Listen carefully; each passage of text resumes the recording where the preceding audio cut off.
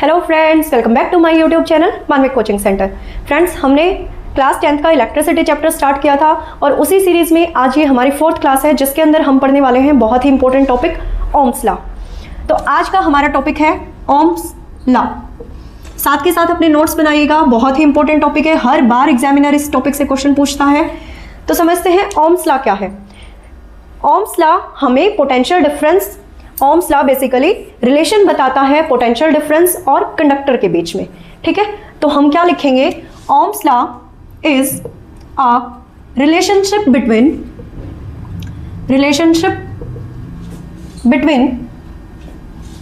The potential difference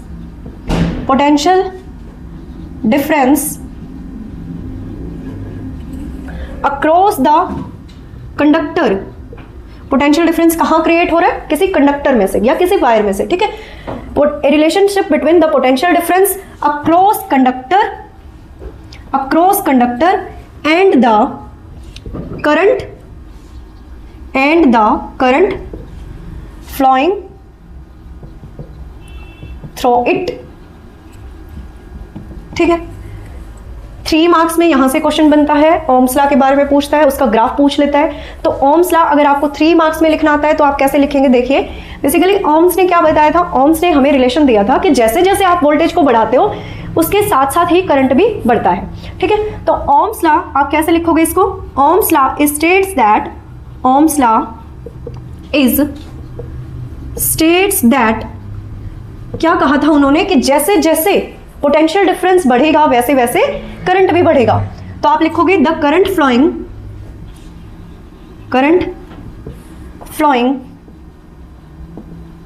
through a conductor is directly proportional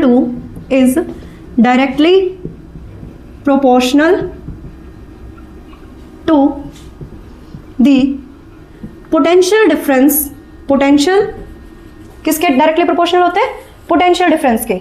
potential difference, और potential difference कहाँ होता है? Conductor के एंड पॉइंट्स पे।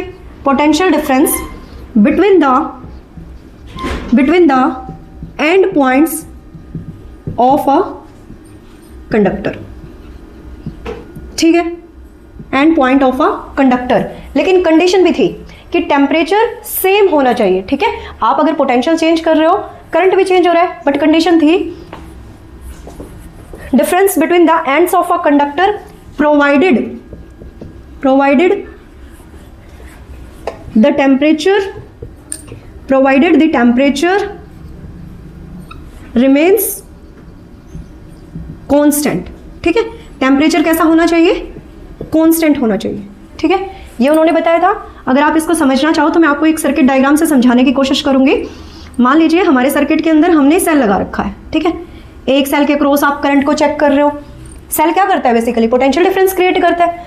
तो जब हम एक सेल के थ्रू पोटेंशियल डिफरेंस के साथ करंट को चेक करेंगे, फिर हमने क्या किया? 2 सेल लगा दिए, फिर हम क्या कर रहे हैं? 3 सेल कनेक्ट कर रहे हैं। ठीक है, साथ में हमने क्या कर रखा है? मान लीजिए ये 1 सेल, 2 सेल और ये अपना,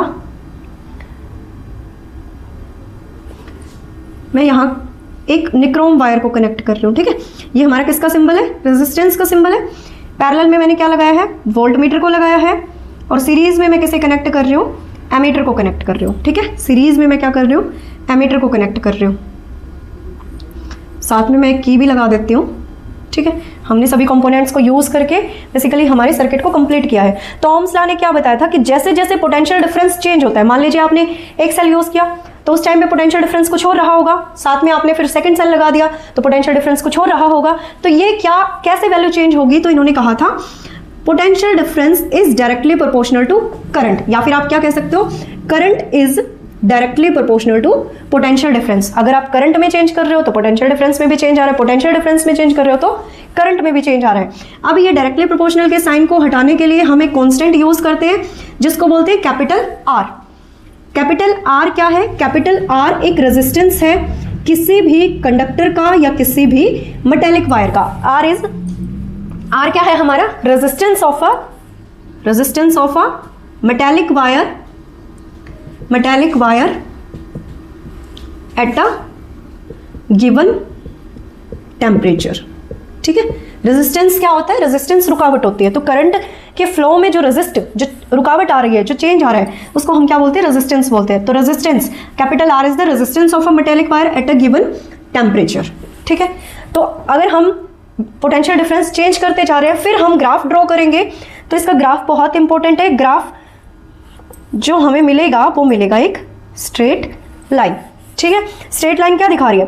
पोटेंशियल डिफरेंस चेंज, करंट की value change, potential difference change हो रहा है तो हमारा करंट भी चेंज हो रहा है, पोटेंशियल डिफरेंस चेंज हो रहा है तो हमारा करंट भी चेंज हो रहा है। और यही हमें ओम्स ने बताया था। एक बार फिर से देख लेते हैं, ओम्स लॉ क्या कहता है? ओम्स लॉ कहता है कि current flowing through a conductor, किसी कंडक्टर से जो करंट फ्लो कर रहा है, that is directly proportional to the potential difference. वो डायरेक्टली प्रोपोर्शनल, मतलब करंट बढ़ेगा तो पोटेंशियल डिफरेंस बढ़ेगा, पोटेंशियल डिफरेंस बढ़ रहा है तो हमारा करंट भी बढ़ रहा है, is directly proportional to the ends of a conductor. लेकिन कंडीशन क्या होनी चाहिए? Temperature remains constant. ठीक है, तो आप ये लिखेंगे, डायरेक्टली प्रोपोर्शनल के साइन को हटाने के लिए आप आर लगाएंगे। आर क्या है? हमारा एक कांस्टेंट है जिसको हम रेजिस्टेंस बोलते हैं। ठीक है, ये मैंने आपको सर्किट डायग्राम से समझाने की कोशिश की कि जब मैं एक सेल लगा रही हूँ तो पोटेंशियल डिफरेंस कुछ और होगा, सेकंड सेल लगाया होगा तो कुछ और होगा, तो हमारे एमीटर में करंट की वैल्यू भी चेंज होगी। तो हमारा ग्राफ कैसे आएगा? एक स्ट्रेट लाइन।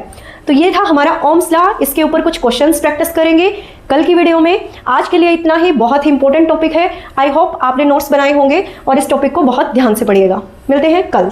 थैंक्स।